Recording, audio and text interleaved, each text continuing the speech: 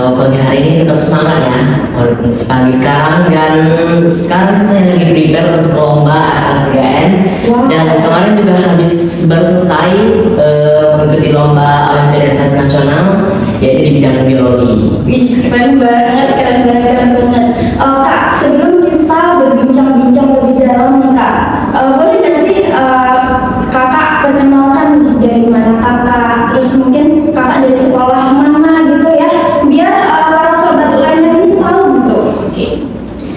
Halo teman-teman semua, perkenalkan nama saya Raffi Ziki. Saya berasal dari Kabupaten Merangin di desa Pasar Muara Siau. Ya, saya anak desa, walaupun saya anak desa tapi langit tak membatasi mimpi anak desa. Dan sekarang saya bersekolah di Dini Alagar Jambi, tepatnya di Kelanepura ya, di Rumah Sakit Kambang. Teman-teman bisa main ke sana kalau ada waktu, ataupun boleh kalau ingin ngobrol berbincang dengan saya di sekolah saya. Oke, kakak ini masih bersekolah ya, berarti sekarang ini kelas berapa ya Kak? Sekarang saya kelas 12 ya. Wow, ya masih muda banget ya Kak, ya ampun.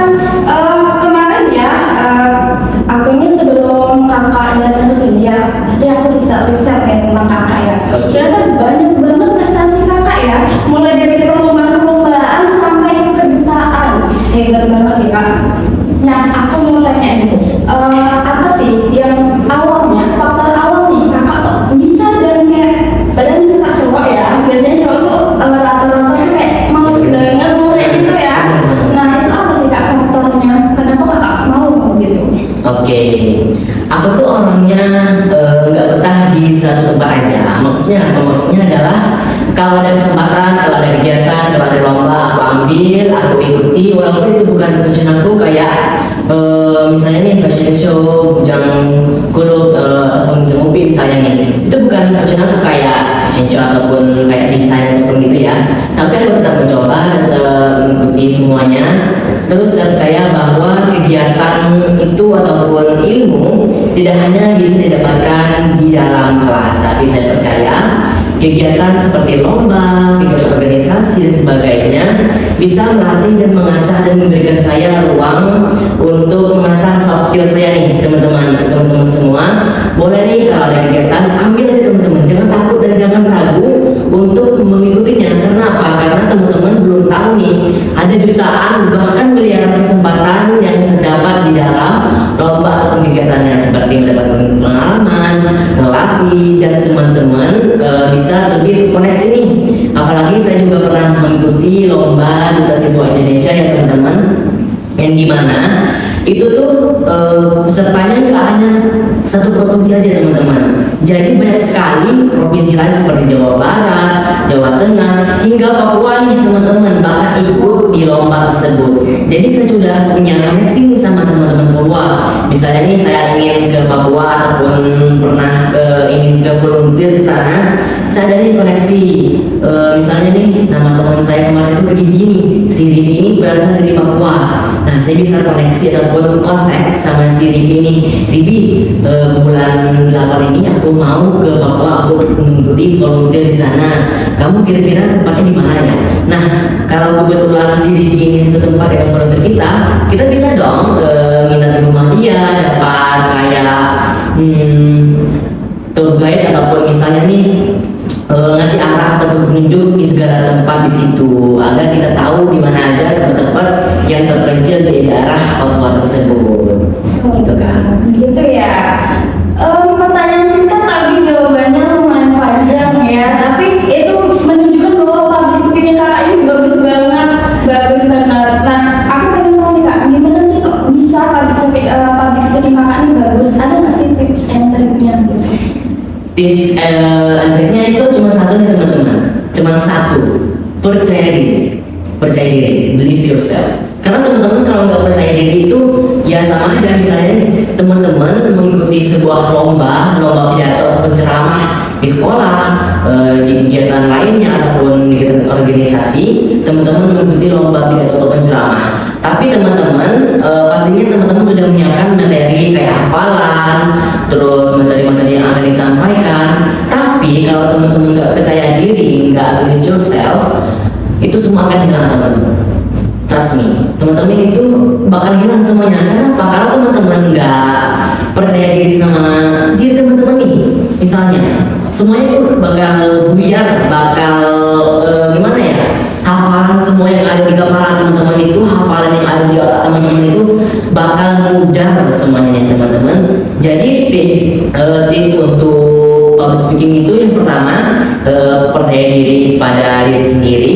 Terus yang kedua, tetap profesional. Misalnya nih teman-teman gugup di lomba pidato, kayak properti teman-teman jatuh, teman-teman tetap profesional, tetap kayak wah properti aku tuh jatuh, aku tetap harus ngomong, aku tetap harus kayak make sure dengan diri aku bahwa aku percaya diriku sendiri dan bakal juri juga percaya sama diri aku.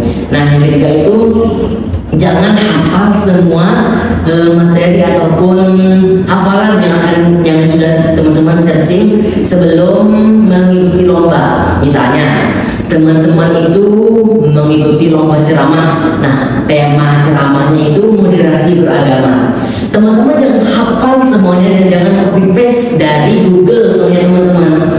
Kenapa? Karena banyak sekali anak muda sekarang, Gen Z bahkan Gen Alpha, kalau mengikuti lomba itu copy paste dengan Google. Misalnya nih moderasi beragama, itu semua yang disalinnya, itu semua yang dikasih ataupun disampaikan di depan umum. Tapi tanpa teman-teman sadari, itu bakal ngurangin nilai diri teman-teman ataupun ngurangin karakter diri teman-teman. Public speaking itu nggak cuman hanya soal ngomong di depan umum, nggak hanya menyampaikan sebuah pendapat, opini ataupun materi yang akan kita sampaikan, tetapi public speaking itu nunjukin bahwa gimana karakter kita dan bagaimana cara kamu bisa dan audiens bisa mengerti apa yang kamu sampaikan, gitu kan Caca. Terima kasih sekali penjelasannya Kak, sangat jelas sekali, tidak terbelit-belit dan mudah dipahami nih buat sobat-sobat UNH ya. Nah untuk kan tadi dari penjelasan Kakak nih, kemarin ada kegiatan, hari ini podcast, besok menerima volunteer ya Kak. Nah itu mungkin jadwalnya cukup padat ya Kak. Nah itu gimana sih caranya Kakak buat ngatur-ngatur itu, manajemen waktunya gimana Kak?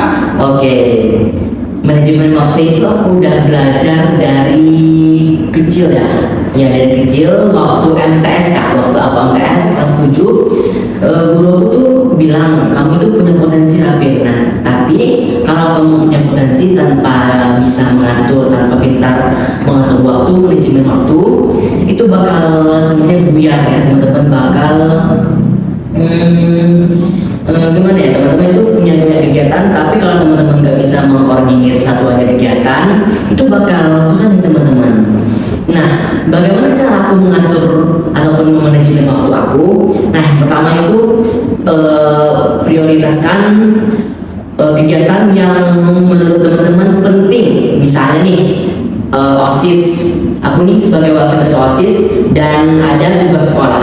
Nah, tentunya aku sebagai pelajar, aku harus memprioritaskan tugas sekolah terlebih dahulu. Kenapa? Karena aku seorang pelajar teman-teman.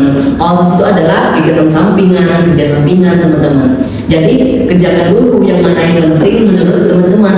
Nah, setelah yang penting, setelah teman-teman kerjakan yang penting, teman-teman boleh nih berangsur-angsur ngerjain job desk sebagai wakil ketua OSIS, misalnya nggantiin ketua OSIS nggak bisa datang, terus ngasih pendapat, ngasih materi ataupun ngasih solusi kepada anggota-anggota lainnya. Terus yang ketiga itu adalah yang kedua, maksud teman, yang kedua itu teman-teman boleh ngeluangin waktu tidur teman-teman. Maksudnya apa? Maksudnya adalah kalau teman-teman sudah dikasih tanggung jawab, kalau teman-teman sudah dikasih kayak amanah teman-teman, mau nggak mau teman-teman itu harus berbanyak waktu tidur teman-teman. Misalnya nih aku juga tergabung di kepanitiaan student war nih Kak Caca. Student war ini adalah kayak program dari duta siswa ini yang melibatkan siswa-siswi di seluruh Indonesia untuk mengikuti lomba. Nah, student war ini kayak olimpiade lah Kak. kayak soal, terus cerdas cermat dan sebagainya. Aku di bagian ketua, kebetulan aku ketua kreatif di student luar nih teman-teman.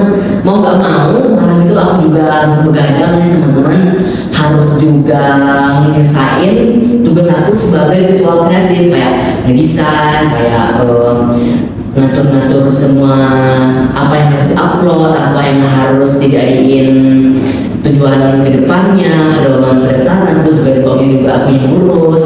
Jadi teman-teman kalau begadang itu boleh teman-teman, boleh begadang, tapi ada hal-hal yang penting yang harus dikerjakan. Jangan malah di apa namanya, di malam semalam itu semalam suntuk bermain game terus, semalam itu push rank misalnya teman-teman, push ML, push FF dan sebagainya teman-teman boleh begadang, tapi kalau ada hal yang penting teman-teman gitu kayak cara. Aduh ya ampun penjelasannya ya.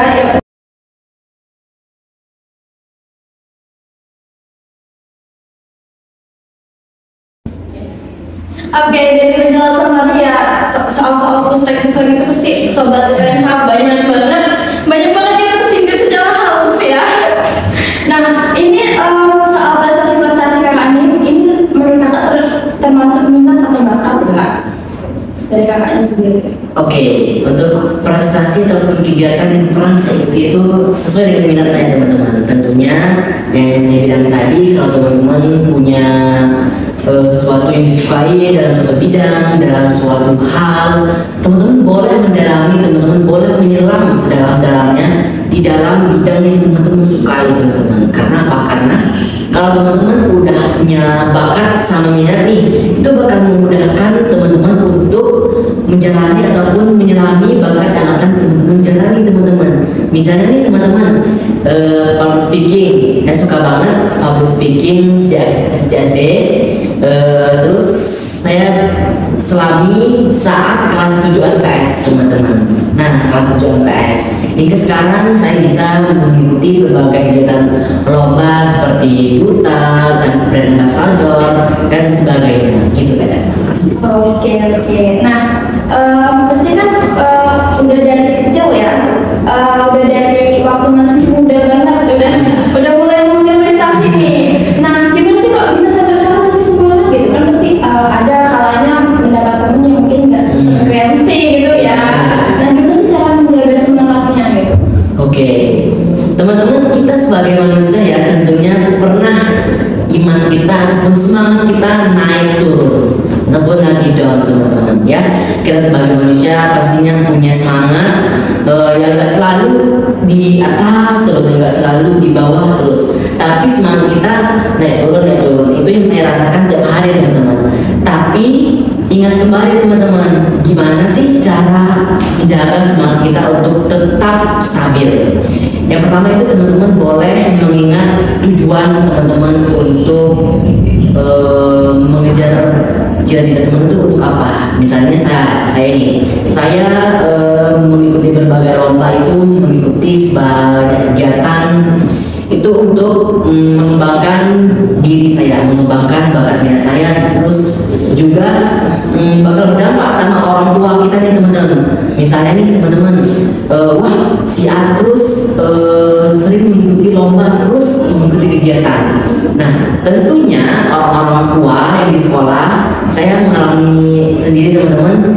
Saya pernah bermain di rumah teman saya, terus si orang tua teman saya tadi bilang, oh si Raffi ini yang sering menang, yang sering ikut lomba, ajaklah misalnya si Arka misalnya, si Arka ini ikut lomba deh, soalnya si Arka ini terus main game, terus diam di rumah, terus introvert misalnya, nggak mau nyoba apapun. Nah teman-teman boleh nih teman-teman mengikuti lomba dan sebagainya. Terus kembali lagi ke topik awal, gimana cara menjaga semangat kita agar tetap stabil teman-teman. Yang pertama itu tentu yang saya bilang tadi, ingat kembali tujuan teman-teman itu untuk apa. Nah terus yang kedua itu cari kawan ataupun sahabat yang sefrekuensi sama teman-teman. Misalnya nih, Kak Caca suka di bidang politik, sosial, Kak Caca boleh cari teman yang suka di bidang itu juga. Nah, jadi Kak Caca nanti boleh konsul, boleh sharing sama-sama anak politik, sama-sama anak sosial nih, boleh sharing-sharing tentang isu-isu sosial ataupun politik di masa sekarang. Terus selanjutnya itu cari motivasi-motivasi yang bisa buat teman-teman semangat. Sekarang dunia sudah canggih teman-teman. Handphone ini, teknologi ini adalah ibaratnya pedang bermata dua. Pedang bermata dua.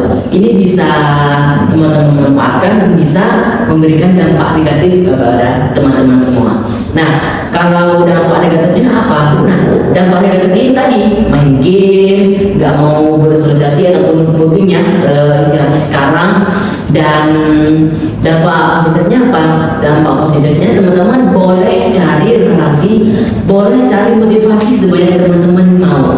Apalagi ini TikTok misalnya, aplikasi yang lagi tren yang selalu manusia gunain di sepanjang hayat. TikTok itu banyak sekali motivasi study, motivation study, terus juga study talk misalnya teman-teman. Nah, teman-teman boleh cari study talk di TikTok ini, gitu Kak Caca. Oke, nah ini pertanyaan selanjutnya yang mungkin menjadi pembahasan tema kita ya. Jadi ini gimana sih cara kamu membangun citra diri kamu? Menurut aku sih citra diri itu kayak nentuin branding kita sendiri. Maksudnya apa? Maksudnya adalah gimana orang lain melihat kita, tapi gimana juga kita sebenarnya nunjuk diri kita ini. Nah, di dalam dunia pendidikan, branding itu nggak hanya sekedar yang paling pinter, yang paling juara di kelas, yang selalu dapat ranking, tapi citra diri itu adalah seseorang yang mampu, yang mempunyai attitude yang baik, dan juga cara bergaul, cara ngomong, dan gimana kita tunjukin kalau kita itu punya value teman-teman ya. Gimana kita tunjukin punya value. Banyak sekali anak muda sekarang yang bilang citra diri aku ini baik, kayak nunjukin flexing, kayak citra diri itu kayak belanja banyak, belanja yang brand-brand ataupun merek yang termahal, brand-brand ternama misalnya teman-teman. Nah, citra diri itu nggak dari eksternal tetapi dalam internal, dalam diri kita sendiri. Gimana kita nunjukin tanpa sadar. Citra diri itu halus teman-teman, halus banget, nggak bakal kelihatan. Nah, terus gimana cara nunjukinnya? Cara nunjukinnya itu adalah tadi, yaitu cara kita ngomong, attitude kita, terus cara kita bergaul. Misalnya teman-teman Kak Caca nih punya gimana sih cara nunjukinnya? Kak Caca punya circle, ada circle gitu. Kita buatlah 2 circle.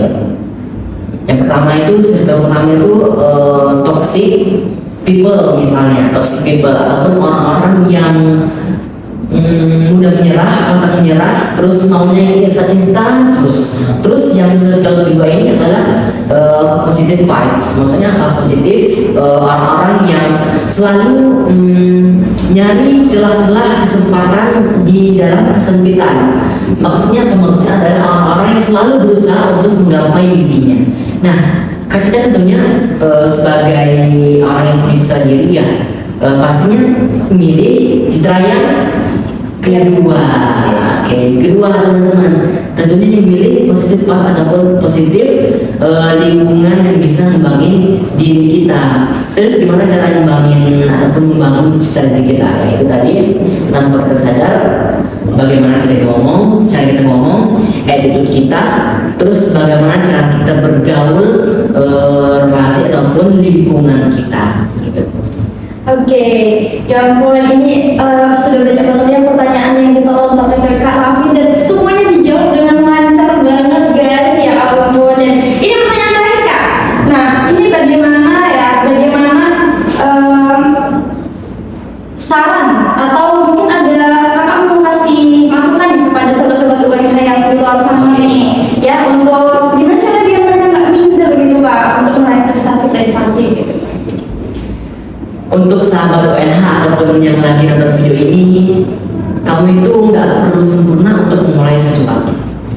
Kamu itu nggak harus hebat untuk memulai sesuatu. Start from beginning. Maksudnya apa? Sukses itu nggak tergantung keadaan, tapi sukses itu tergantung bagaimana cara kamu untuk bergerak terus untuk meraih mimpi kamu terus. Gitu teman-teman.